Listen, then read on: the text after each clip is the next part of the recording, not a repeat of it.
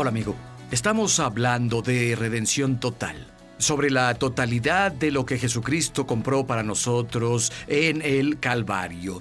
Y es mucho más que perdón. De hecho, hablamos de las tres partes del hombre: espíritu, alma y cuerpo. ¿Sabías que eres un ser espiritual? Tienes un alma y vives en un cuerpo físico. Cuando una persona es salvada, su espíritu nace de nuevo. Su alma comienza con un proceso de renovación. Tenemos un cuerpo nuevo que nos darán, pero Dios hará algunas cosas en cuanto a los cuerpos físicos que son nuestras casas ahora. Y en este mensaje en particular vamos a hablar sobre el alma, porque muchas personas malentienden. De hecho, muchos creyentes creen que el espíritu y el alma son lo mismo y que son intercambiables, y no es así. Y bueno, puedes tomar una Biblia, esto va a ser intrigante, iluminador y liberador. Será una total redención.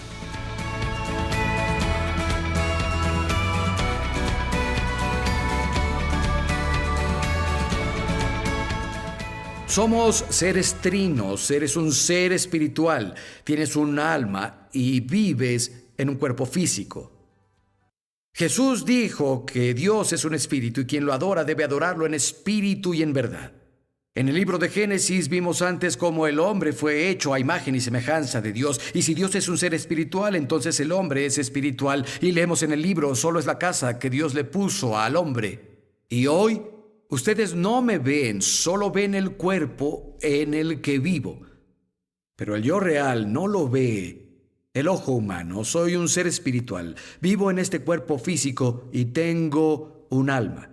Hablábamos antes de la redención del espíritu del hombre. Cuando una persona nace de nuevo, literalmente es lo que pasa con su espíritu. Las escrituras usan frases. Jesús dijo esa frase: debes nacer de nuevo. El que nace de la carne es carne, pero el que nace del Espíritu Santo es tu espíritu humano. El apóstol Pablo lo llamó ser una nueva creación en Cristo Jesús. También dijo que ser regenerado es algo que literalmente pasa en tu espíritu. Por el pecado somos cortados y separados de Dios. Sentimos que algo falta, intentamos llenarlo con todo en el mundo, pero somos hechos para conectarnos, para tener unión con Dios. Y eso solo pasa cuando tu espíritu nace de nuevo. Y la redención de Cristo hace eso para nosotros. Nos trae de vuelta a la unión con Dios. Después nos cambia desde adentro. Ahora, el alma, en su mayor parte, se refiere a nuestra mente, voluntad y emociones. De eso se compone tu alma. Las Escrituras dicen esto en Hebreos 4:12: la palabra de Dios es viva y poderosa, más filosa que una espada de dos filos, penetra incluso hasta en la división del alma y el espíritu. Usamos la palabra de Dios para separar las dos para un mejor estudio, pero en general trabajan juntas, como los dedos de la mano trabajan juntos. De hecho, muchas veces en las Escrituras la palabra alma se usa para describir el espíritu y el alma y el cuerpo, la totalidad de la persona, toda la persona. Varias veces la palabra que traducen como alma también es traducida como vida, donde se refiere a la vida de una persona. Y al solo estudiar la palabra de Dios, puedes discernir el contexto de si está hablando de mí como persona en general, un alma viviente, o específicamente habla de mi mente, mi voluntad y mis emociones. La palabra de Dios es el único que separa el espíritu y el alma. Quiero que vayan conmigo, por favor, a Isaías, capítulo 53. El verso, de hecho, lo vimos la vez pasada, pero quiero que vean unos versos nuevos también. La transgresión de Adán, su rebelión contra Dios en el jardín, afectó a toda la raza humana. Y la transgresión de Adán, la subsecuente caída del hombre, de la gracia, nos afectó en las tres áreas: espíritu, alma y cuerpo. Y la redención de Cristo hizo algo radical por nosotros en estas tres áreas, también espíritu, alma y cuerpo. Y quiero hablarles hoy específicamente sobre la redención del alma. Isaías 53, verso 10, es un gran capítulo redentor del Antiguo Testamento. Habla sobre Cristo en su sacrificio en el verso 10. Pero el Señor quiso quebrantarlo y ponerlo a sufrir. y Él ofreció su alma en expiación por el pecado. Verá su descendencia y prolongará sus días y llevará a cabo la voluntad del Señor. Nos dice que su propia alma fue una ofrenda por el pecado. Verso 11. Verá la obra de su alma y quedará satisfecho. Por su conocimiento mi siervo justo justificará a muchos y cargará con sus iniquidades. Por lo tanto, le daré un puesto entre los grandes y repartirá el botín con los fuertes, porque derramó su alma hasta la muerte y fue contado entre los transgresores. Cargó con el pecado de muchos e intercedió por los pecadores. Los versos 10, 11 y 12 hablan del alma de Jesucristo como parte de su sacrificio.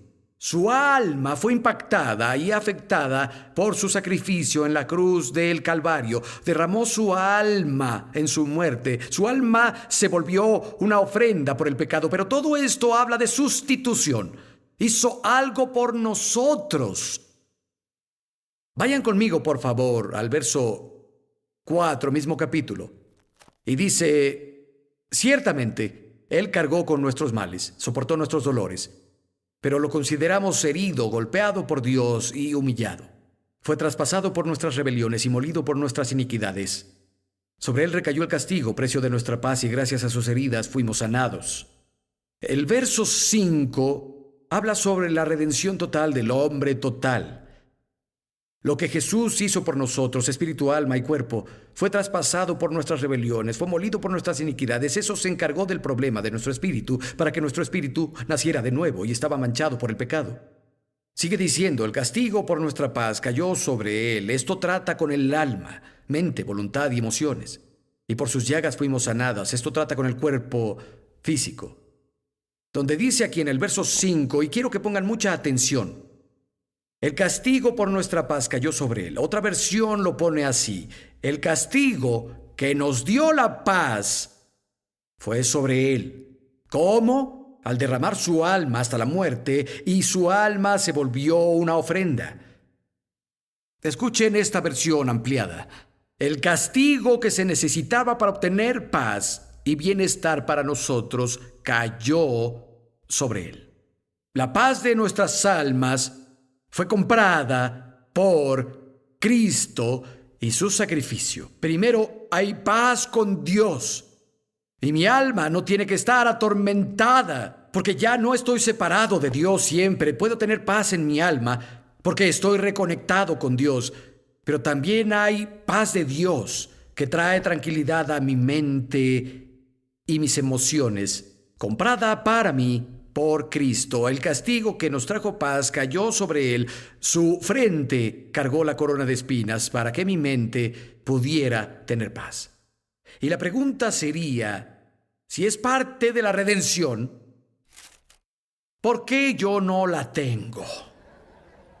Si el alma de Jesús fue una ofrenda y derramó su alma hasta la muerte, si el castigo necesario para obtener paz para nosotros cayó sobre Él, ¿por qué no tengo paz?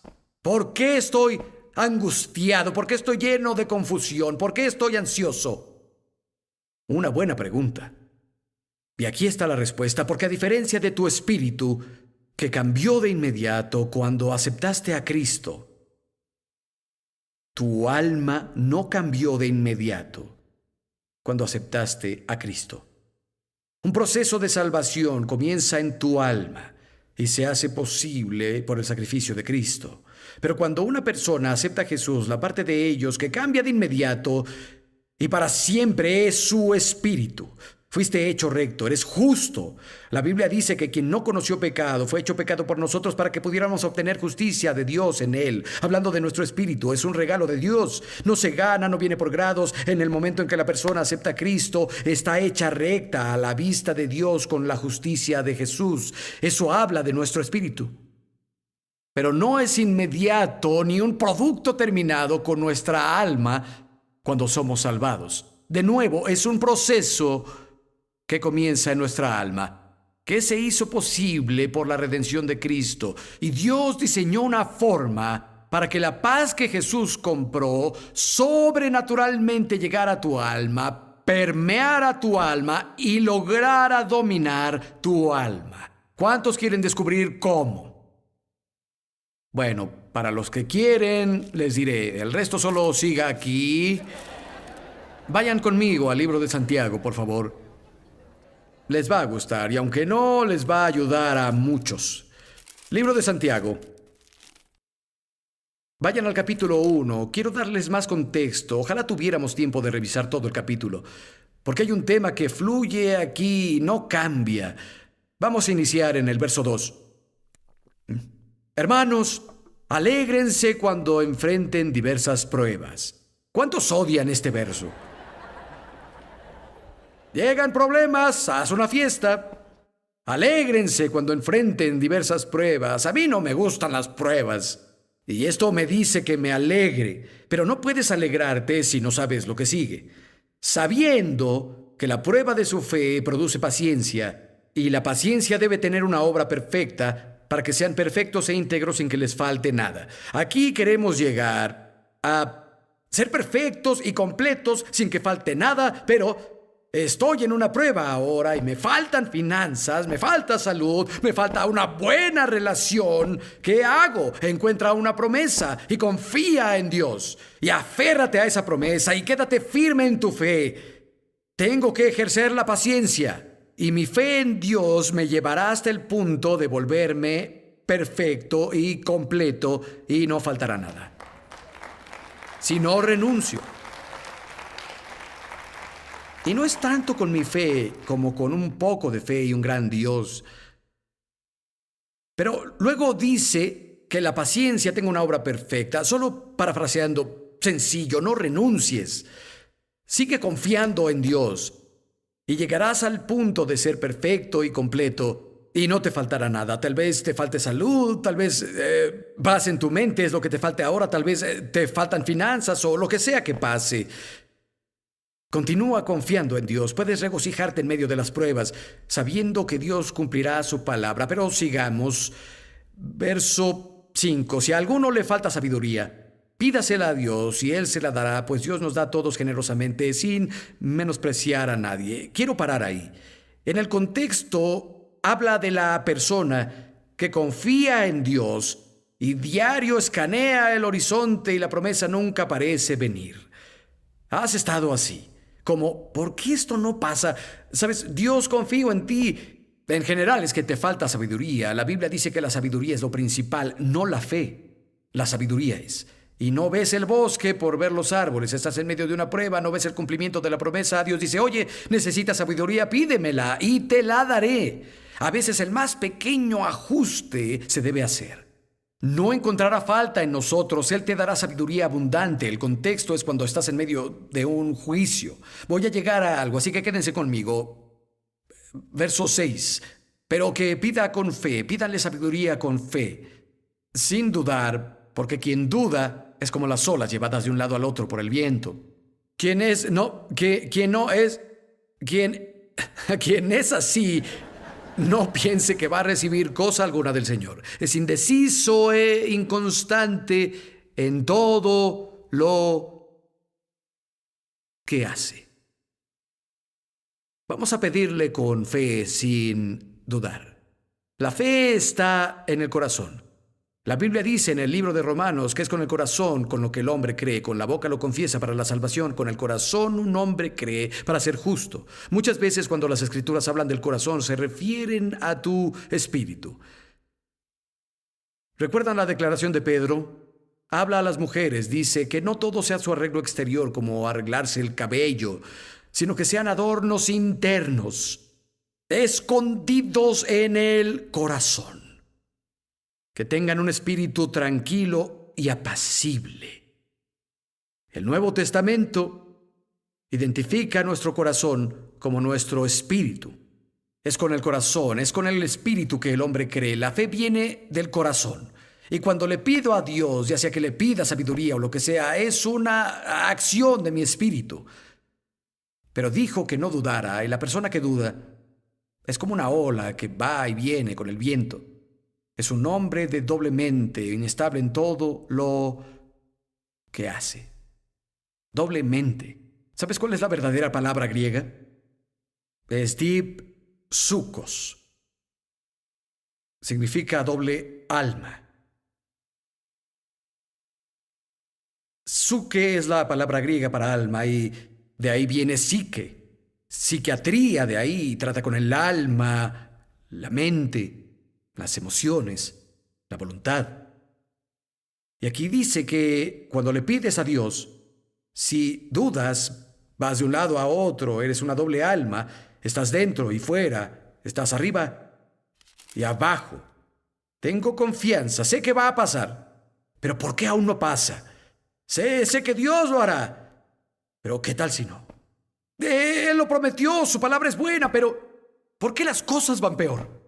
Sé que Dios es real, pero ¿por qué me siento como ahora a un lado y al otro, a un lado y al otro, a un lado y al otro?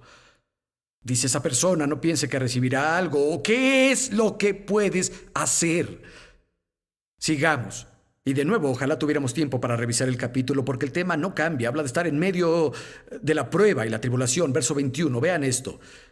Por esto despójense de toda inmundicia y de la maldad que tanto abunda, para que reciban con humildad la palabra sembrada, la cual tiene poder para salvarles el alma.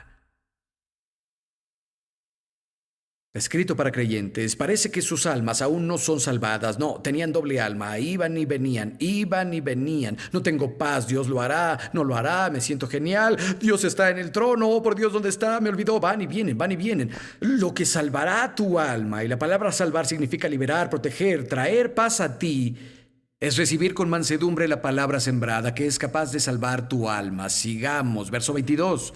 Sean hacedores de la palabra, no solo oyentes, pues así se engañan solos. El que escucha la palabra, pero no la hace, es como el que se mira el rostro en el espejo y después de mirarse se va y se olvida enseguida de cómo es. Pero quien se fija en la ley perfecta que da libertad y persevera, no olvidando lo que ha oído, sino haciéndolo, recibirá bendición al practicarla. La respuesta para tu alma es recibir la palabra de Dios y continuar en ella. Eso traerá una liberación sobrenatural y paz y enfocará tu alma, y liberará tu alma, salvará tu alma, protegerá tu alma. Recibe con mansedumbre la palabra sembrada que puede salvar tu alma. Entra a la palabra y deja que la palabra de Dios entre a ti y haz lo que dice Dios.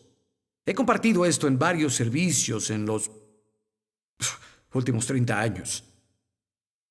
Sospecho que algunos no lo han escuchado. Yo vengo de un historial de drogadicción de las ligas mayores y muchas otras cosas que no eran buenas.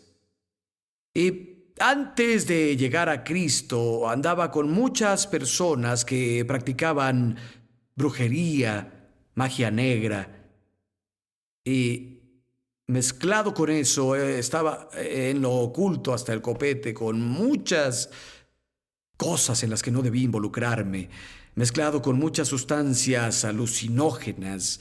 Si mezclas a personas haciendo hechizos, involucrados en lo oculto, con drogas alucinógenas, no es una buena combinación.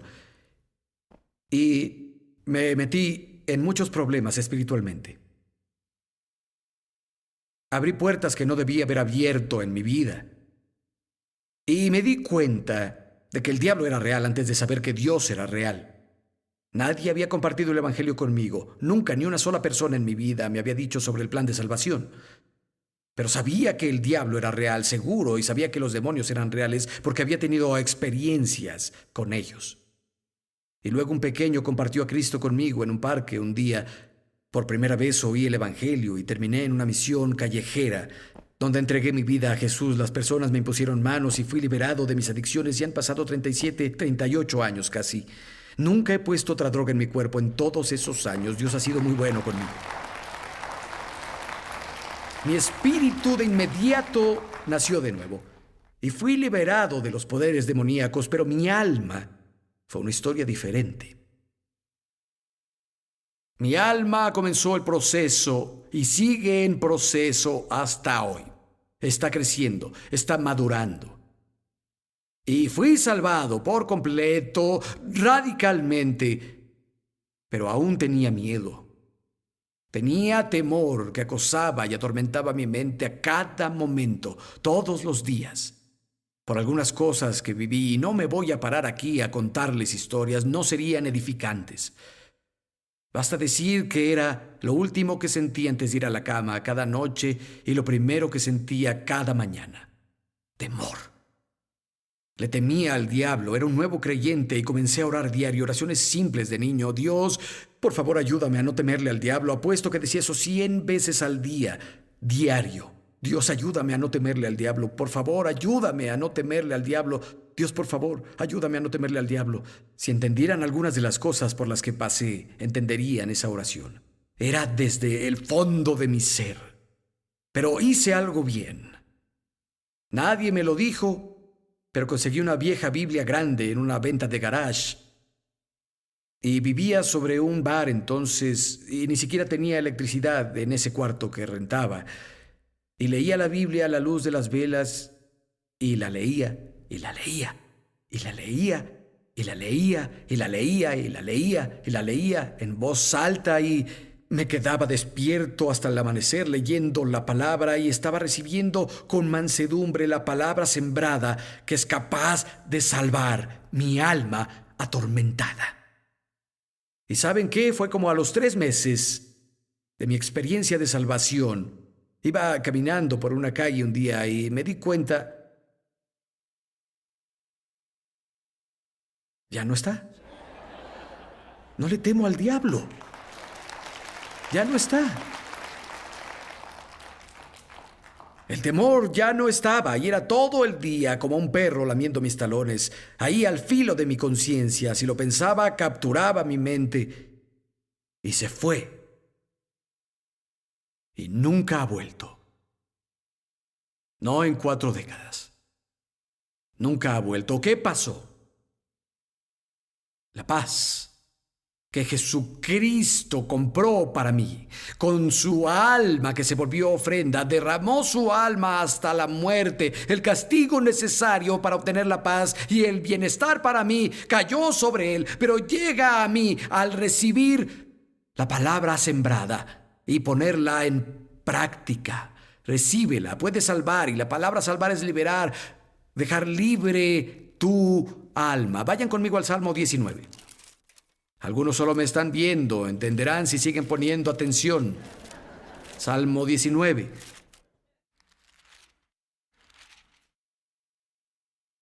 Verso 7. Dice, la ley del Señor es perfecta, convierte tu alma. Literalmente significa restaurar el alma. Y si sigues leyendo, habla más y más sobre las Escrituras y debemos desear la palabra de Dios más que al oro, más que a la plata, es más dulce que la miel y el panal. Y cuando te das cuenta de la maravillosa liberación y paz que la palabra de Dios trae a tu mente, por lo que Jesucristo ha hecho, desearás la palabra más que la plata y más que el oro, y será más dulce a tu paladar que la miel y el panal. Amigo, la ley del Señor es perfecta. Restaura, convierte, libera el alma. El poder salvador de Dios es llevado a vivir en tu alma al continuar en la palabra. Leemos en el libro de Santiago que la persona que lee la ley de libertad, hablando de la palabra de Dios, y persevera ahí, esa persona es bendecida.